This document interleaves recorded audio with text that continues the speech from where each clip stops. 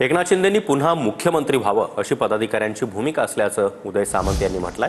तर उदय सामंत चालाक, सगळ्यांना कसं सांभाळायचं ते त्यांना माहिती, असा टोला भास्कर जाधव यांनी लगावलाय। आत्ताच सरकार शिंदेंमुळे आले हे माझं देखील मत असल्याचं भास्कर जाधव यांनी म्हटलंय।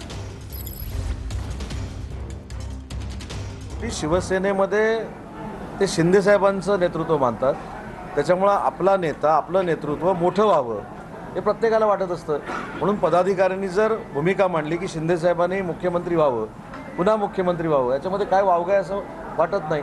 पण आम्हाला सगळ्यांना माहिती आहे की आम्ही महायुतीमध्ये काम करतो, देवेंद्रजी आमचे मुख्यमंत्री आहेत, ते आम्हाला सगळ्यांना माहिती आहे ना। पण कार्यकर्त्यांनी, एखाद्या तालुका प्रमुखाने जर मांडलं की साहेबांनी एवढी विकासाची कामं केलेली आहेत, साहेबांच्या निर्णयामुळे सत्ता आलेली आहे, म्हणून साहेब मुख्यमंत्री व्हावेत अशी जर इच्छा व्यक्त केली, त्याच्यामध्ये काही चुकीचं नाही। उदय सामंत जर डायरेक्ट, आधी मला वाटत नाही उदय सामंत एवढं डायरेक्ट बोलायचं धाडस दाखवतील, कारण उदय सामंत खूप चालाक आहेत।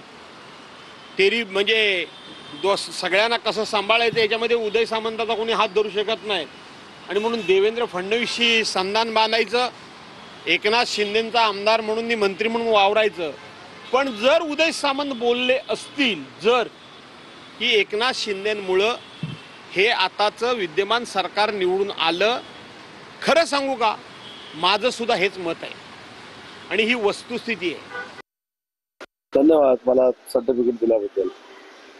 मी काय बोललो होतो, मी असं म्हटलं होतं की शिंदे साहेबांनी ज्या योजना महाराष्ट्रामध्ये आणल्या त्याच्यामुळं महाराष्ट्राच्या जनतेमध्ये एक सकारात्मक वातावरण निर्माण झालं आणि त्याच्यामुळे सत्ता आली, आणि ते कोण नाकारू शकतो, तुम्ही पण नाकारू शकत नाही।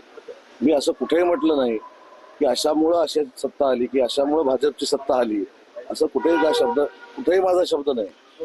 त्या वाक्यामध्ये कुठेही माझा शब्द नाही। त्याच्यामुळे आता तुम्ही जे दाखवाल त्याचा आदर आम्ही केला पाहिजे, त्याच्यामुळे त्याच्यावर काय बोलायचं नाही।